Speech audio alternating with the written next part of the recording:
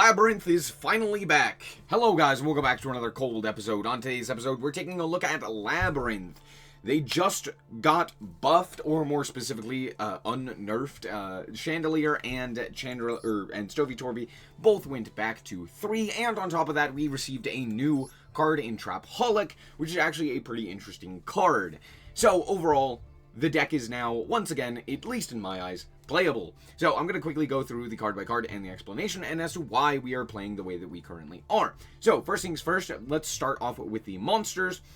We are playing 3 Ariana, 3 Arius, 3 SnowiKs, 3 Chandelier, as well as 1 Clock and 1 Lovely, and 1 piece of the new artwork for Lady Lab and the regular artwork for Lady Lab. I'm actually more of a fan of the original artwork, which is why I'm still playing it, and why I don't have, I don't have multiple copies of the new artwork, but hey, the new artwork also is pretty good, I'm not gonna lie.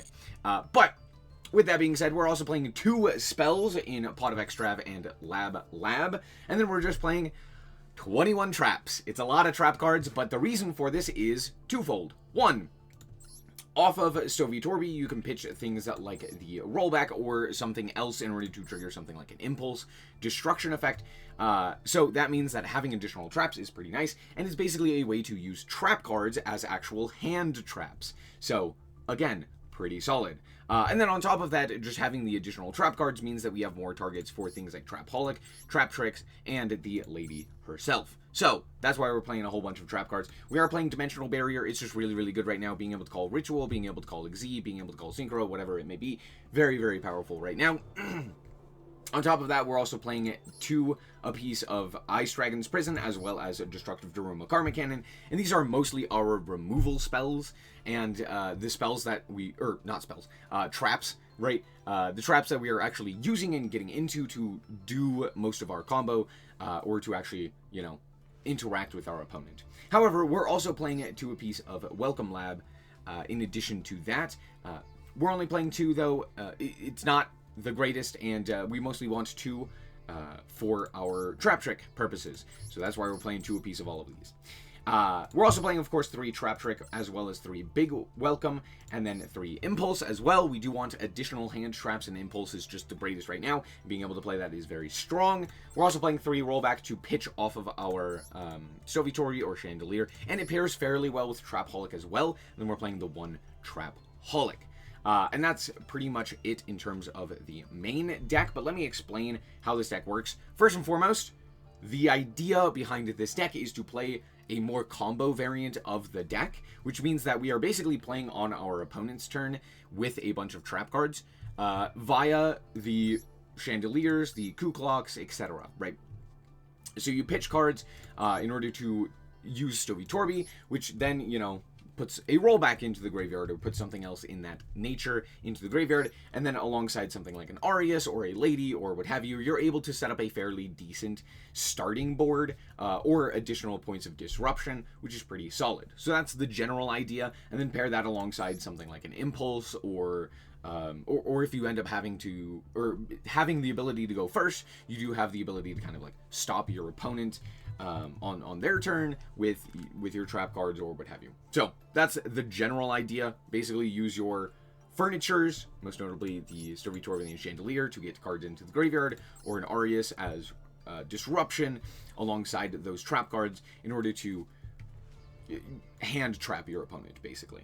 But then on top of that, with these, you are also able to like combo them together by like adding them back to hand or special summoning them to allow you to just have a more advantage than your opponent, right? You don't necessarily get to see a lot of trap cards, a lot of powerful trap cards, right? You're not like setting simultaneous equation cannon or something of that nature, but what you are doing is just out-advantaging them, right? You're just generating more cards than them, and so you have a lot more points of interaction, especially if you go first and have like your full combo. You get to end on like several different trap cards, which is pretty nice.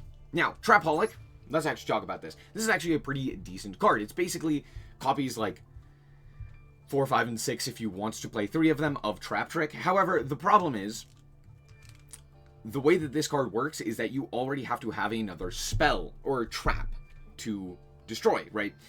So target a spell trap you control, destroy it, set a trap, and then if you have 3 traps in your grave, you can activate that card this turn, right? So the idea is pretty simple. You want to set this off of a lady, either to pop something like a rollback to get it into grave so that you can copy a spell, trap, I keep saying spell, so that you can copy a trap, or you want to use it to pop one of your own spells to potentially dodge targeting disruption, or more specifically, just to have an additional thing that you can do after activating something else. So for example, if I flip up a Ice Dragon's Prison, I can then chain the Trapaholic to pop the Ice Dragon's Prison and set something else like a Destructive Daruma Karma Cannon. So that way I have 2 different points of interaction. And as long as I've gone through one other trap card, or at least I have an additional trap card in rotation that I can send to the graveyard via just activating it, or just it's already in there, then I have the ability to use that trap card that I just set off of the Trapaholic that turn. So that's the general idea. As for the extra deck, it's pretty simple. I realize I'm not playing Typhon, and I do need to be playing Typhon. Anyway. But the extra deck is pretty simple. You know, Chaos Hunter, SP, Muckracker, those are the most important ones. I'm also playing level 1 Link 1 monsters, so that I can, like, link off the Ku-Klok for things like Anima or Link Karibo, which are just powerful, and that's pretty much it. Let's hop into the replays and show you how this deck performed. Alrighty, so here we are going second, and this generally will show you what you can accomplish going second. So our hand is actually pretty good because Pot of Extrav and the Chandelier with the rollback. The problem is we don't actually have anything to do off of the rollback here, so we're just gonna kind of have to set here and hope we can go from there. My opponent's going to reveal that they're on Blue Eyes. Not too surprising. Out comes the Mausoleum, which they discard Drew. And, oh, looks like they didn't actually draw a level 1 tuner, but they did draw 3 set cards. So that's a bit of a problem. However, we are just going to set that big welcome here, and we're going to draw for turn. And we drew Trap Trick. Sure, not that big of a deal. We're going to go Pot of Extrav. We know the last card in hand as well. Out comes the Lab. They are going to reveal the barrel in hand in order to drill beam us, and we're going to go for the Ariana here. They are going to bounce it for some reason. I'm not entirely certain, but sure. Oh, right, that's why. Yeah, they're playing Drago for some reason. Anyway, that's fine. We just set some cards here and pass the turn. We do have the lady on the field, so there you go. They're going to set their own trap here.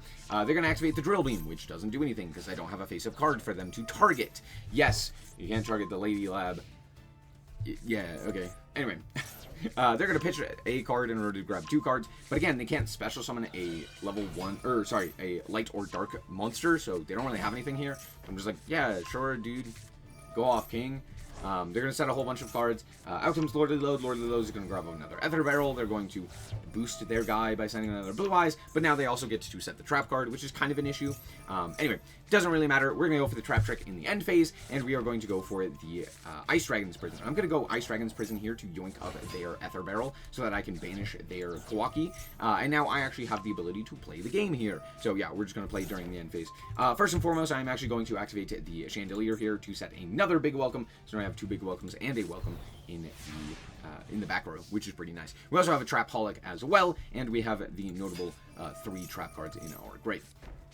My opponent is electing to go and start by popping cards, and again, for some reason they elect to pop, or attempt to pop. Lady, just read the card, dude. Anyway, it doesn't really matter. There wasn't a great option for them. They're going to go for the Drill Beam while I have Big Welcome, because my opponent is not exactly well-versed in how Labrynth works, so I get to just bounce and dodge. So out comes Lady. They're going to Imperm. I'm going to go for the rollback here in order to bounce because I really wanted this destruction effect, and I'm going to summon out the Chandelier here. We're going to add back the, we're going to grab the Stogie Torby here. I'm going to nuke the field here, and at this point the game is pretty much over because we get to special summon out the lovely, set a card, and then proceed to combat with well over lethal. So, yeah, good game. Alright, so here we are going first, and, well, our hand is not exactly exceptional, but at the very least, it does do something. We're going to set 3 here and pass. Why are we not setting Dimensional Barrier? Because I fear Harpy's Feather Duster, which is rightfully so, I should. My opponent is going to reveal that this Dimensional Barrier is about to kill them, so it's a fun game. Anyway, my opponent is going to do the Luna Light combo from this position. I'm like, okay, sure. However, now I do have to be a little bit cautious because of Silverhound. It is a card that does exist, and for some reason is a spell Trap Negate in the grave. I hate Graveyard Negation. I think it's very stupid and goofy. Anyway, I'm going to go Ice Dragon's Prison here so that I can summon out the lady, and now I have the ability to actually get something off of the Dimensional Barrier, which is pretty cool. So my opponent's going to do their whole spiel, activate the Polymerization. I call Fusion Monsters here. I also get to set the Big Welcome. Now they can't really do anything, and my opponent concedes. Great game.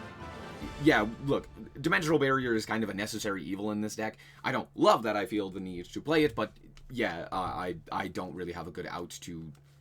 Actually, I do kind of have a good out to the Luna Light end board, so it's not that big of a deal, but they play Harpy's Feather Duster, and that's scary. Alright, here we are once again going first, and once again we drew Pot of Extrav. It's a very good card. When we do get to see it, so we're just going to banish 6 and draw 2. It's... yeah, that's really good draws. We're going to set the Lab here, and then we're going to set 4 and pass the turn. Incredible turn for us. I'm immediately going to start by firing off the Welcome Lab so that we can grab ourselves the Lady Lab. But I see the Stormforth come down, and I go, oh, yeah, okay. They're going to normal summon here, and out comes the Monarch's Revolt. This card is crazy, by the way. They're going to reveal 3, and I'm going to allow them to have the Tessera, I think is how you'd say that. The Tessera. And you'll see why in a second. I don't want this card to hit the grave because it becomes kind of an issue as well, because they just get to freely get a guy here. However, they do have Caldwide. For some reason, this card still exists, and as opposed to going to 0, they put it to 1, and I still have to deal with it. Anyway, it's fine. We're going to just chain the Dimensional Barrier so that I can set a thing I call Xyz. But I mostly want to pop the rollback here as well, and grab the Coup Clock to the hand. Cool. I'm also going to grab the Chandelier and add it to hand and special summon out our Ariana. Here I'm just going to book the field. The reason that I do this is this card in particular, the Tessera, is kind of an issue, right? It gives them the ability to tribute summon. It also has the ability, when sent to graveyard, to special summon another guy, and I just don't want them to get that advantage. So I just book the field here as opposed to, you know, popping it or anything like that. So there you go. We're going to add the Ariana back to the hand here, and then we're also going to go for the Stovitorby, and I'm going to set a big welcome here, and then the Coup Clock gets special summon out. I don't know why I activated the Coup Clock. I've activated both of the welcomes this turn, so that was a bit of a goof on my part. It's fine. We're going to flip up Lady and then set a card and activate the big welcome. Lady is going to grab ourselves the Ice Dragon's Prison, and we are going to summon out the Arius. We just pop the Tribute Monster here, and then a whole bunch of cards are going to get added back here. So out comes the Chandelier, the Stovitorby, and the Welcome Lab. Now we can go for the Coup Clock here, which means that we can actually activate the Welcome Lab. But alas, now we can go for the Chaos Angel, not allowing them to get their card, their free special summon here. So we just banish that. And now we can special summon out another Lady. Hip hip hooray. And then these two are actually going to be used to go for Muckraker. And the reason for this is because I'm setting up a lethal line. So we're going to pitch a card in order to bring back our Lady so that we have the ability to go 3k, 3k, and 35 to the Dome. However, my opponent is going to first activate the Prime Monarch. Uh-oh, SpaghettiOs. That's fine. I don't know if you remember this, but I did earlier in the turn activate a Coup Clock, which means that I can activate this set Welcome Lab in order to deal the last 15 points of damage. So, hip hip hooray, we still had it nonetheless. Good game. Woo! Alright, we're back with the deck, and honestly, this deck has done really well for me. First and foremost, I actually do think that the combo-ish variant of this deck is a little bit better, just due to the fact that you actually have the consistency to be able to OTK more effectively, which matters a lot more, because now you don't have to play out those multiple turns, and against more heavy combo decks like Malice and Ryzeal and what have you, it means that they are less likely to have some sort of play starter or extender that allows them to push through your board and then kill you, right? So you just have the ability to more effectively OTK, which is great. That means you're not like waiting several turns and hoping and praying that your floodgates carry you, right? Second of all, I do actually think that being able to go second with this deck is not as terrible as previously, right? Obviously, you still prefer going first, but having the ability to like Arius into Daruma Cannon and book the field, and then still have something like a Stovey Torby as backup, or a Chandelier as backup, or something of that nature, is very advantageous. And 3, Impulse is crazy. Yeah, being able to play Impulse is a crazy benefit that any deck really wants right now, just due to the nature of the format, right? Being able to, like, negate something that would special summon is very advantageous. But on top of that, Impulse is just so good as a hand trap and as a trap card. So yeah, that's pretty much it. Overall, though, I do think that Labrynth did get a fair amount stronger, mostly just due to the fact that the cards have been released, right? And now the consistency of this strategy, or this style of strategy, is significantly stronger, meaning that you actually have the ability to play out those turn 2 duels, whereas previously you kind of didn't, right? And now on top of this, you could also play a myriad of other hand traps, right? Nibiru's, Fuas, etc. However, I feel like playing at least a little bit more in terms of trap cards was worth it. Overall, I did like this deck. You could argue, like, oh, cut a card here. Like, you could cut an Ariana.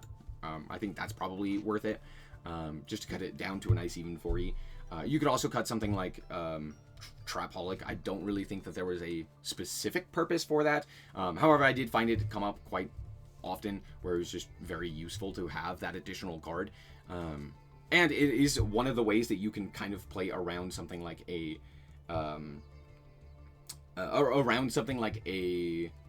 Harpy's Feather Duster or a Lightning Storm or something of that nature, right? By being able to, like, pop one of your own cards and then set something like Rollback is very nice. So at the very least, you would have something there. Oh, that's one of the other things about Impulse, is that Impulse specifically allows you to have a trap in hand that you can activate, which means that you still have things that could trigger your lady after getting Harpies or Lightning Storm or what have you, which are fairly common for some reason, because Konami decides that, yes, you can have 10,000 board wipes, that's fine. Cost? What's cost? Anyway, but that's going to be it. Thank you guys so much for watching. Hope that you guys did indeed enjoy. If you did, like us very much appreciated, and remember to always stay frosty. Bye-bye.